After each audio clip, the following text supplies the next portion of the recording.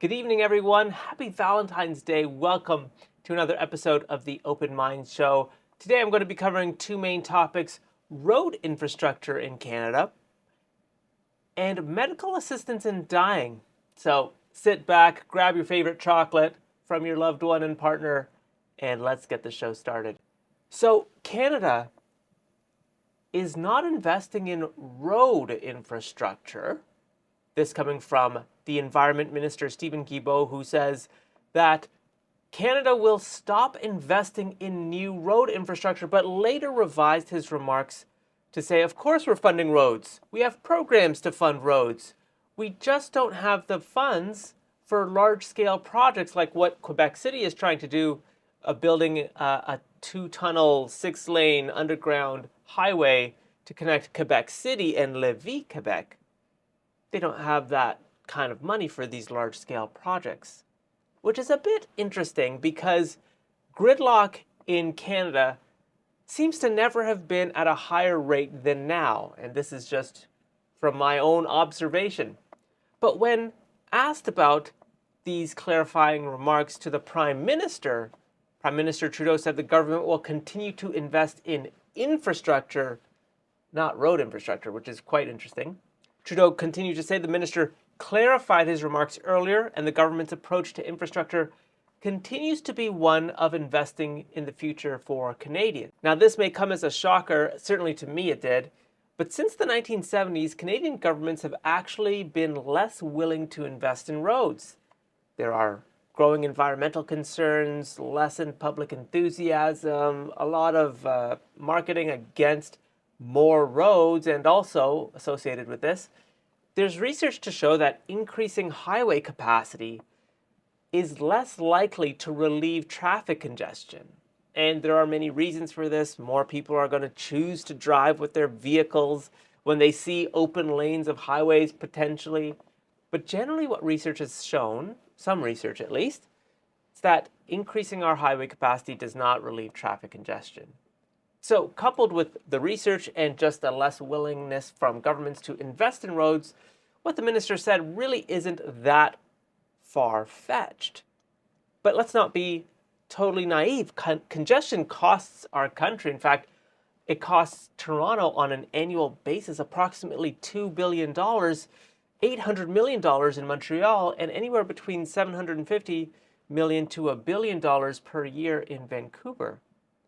And so it begs the question, why would the minister openly say something like that without further explaining and understanding the needs of Canadians who are experiencing congestion every day? You know, with more and more Canadians flocking to our urban centers, higher levels of immigration, more dense communities that are being built seemingly overnight in our biggest cities, one has to ask that a necessary conduit for this increased urbanization must mean road infrastructure.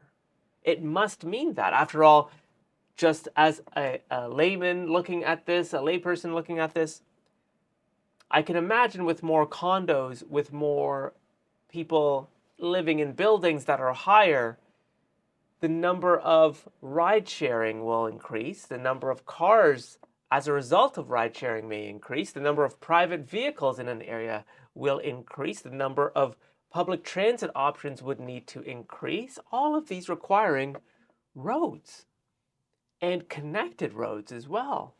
And so it's actually interesting that the minister would make such a statement, given that so many Canadians are feeling the stress of sitting in traffic, going maybe a few kilometers an hour, trying to get to the office that's a few 10, 20, 30 kilometers away.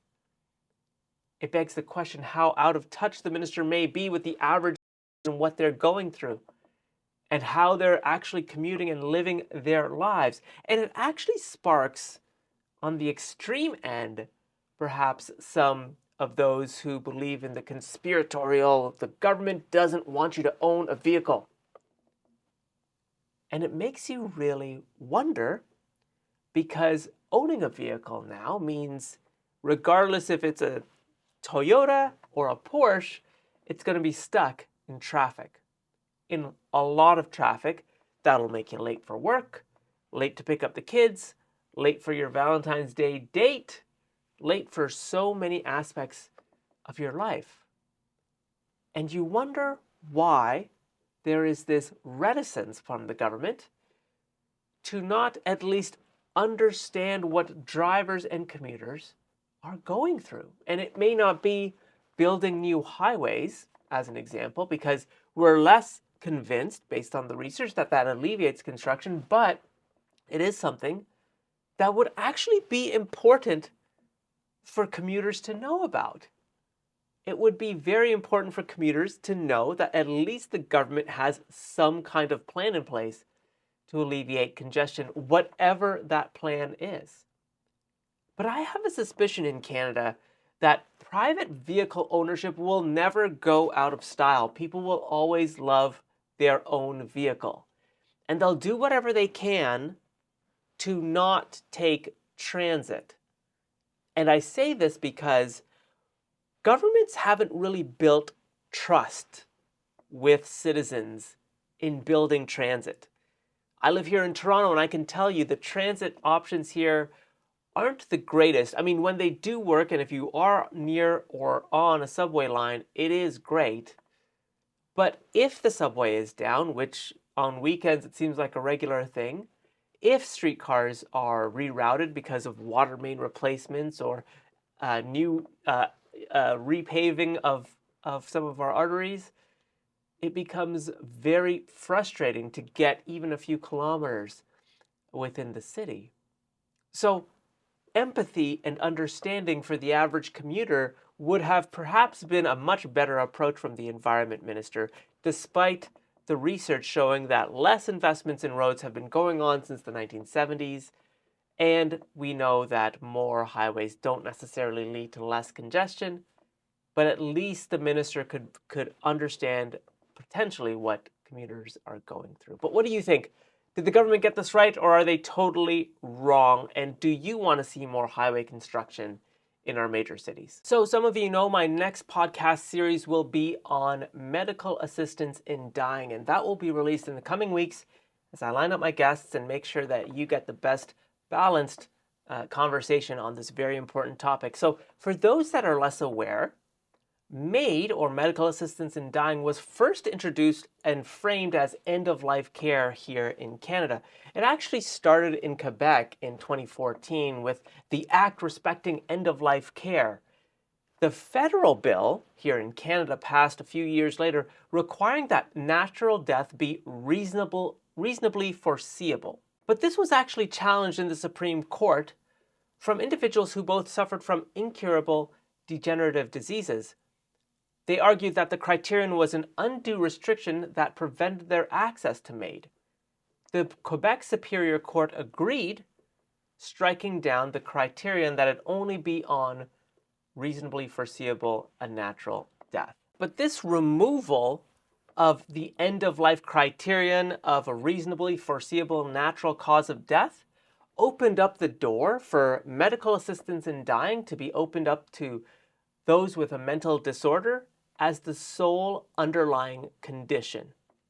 Now, it originally only applied in Quebec, but soon the Canadian government responded with a new bill, Bill C-7, applying this finding across the entire country. But after Quebec undertook a select committee to investigate the extensions of MAiD to this, the select committee actually issued a report recommending against allowing MAiD for mental illness as the sole underlying condition. So, the federal government passes Bill C-7, reaches royal assent, and it does two things. It safeguards those whose death is reasonably foreseeable, but it also introduces a second path to medical assistance in dying whose death isn't reasonably foreseeable. This second path opens up access to MAiD for those with disabilities and would allow MAiD for those whose sole underlying condition is mental illness. However, it explicitly specifies that mental illness would not qualify as a grievous and irremediable medical condition. But I wanted to ask you all this question. Should medical assistance in dying be extended to those who are going through mental illness. Now, we can debate the term mental illness like some psychologists and psychotherapists have, like Thomas Zaz in his book called The Myth of Mental Illness. And there is research to show that even in those with the most darkest forms of depression, anxiety, and stress, there is the ability to come out of that and lead, quote unquote, a normal life. And if that's the case, if in fact the research does show that, which I believe most all the research does, how can we then allow for medical assistance in dying if the sole underlying reason is a mental illness? It's a question that perhaps stumps a lot of people because some may not feel that mental illness is actually curable. But right now we know there are 5 major conditions for eligibility in MAiD. First, you have to be at least 18 with decision-making capacity. You have to be eligible for government health services. You have to make a voluntary request for MAiD. You have to give informed consent for MAiD. And you have to suffer from a grievous and irremediable condition.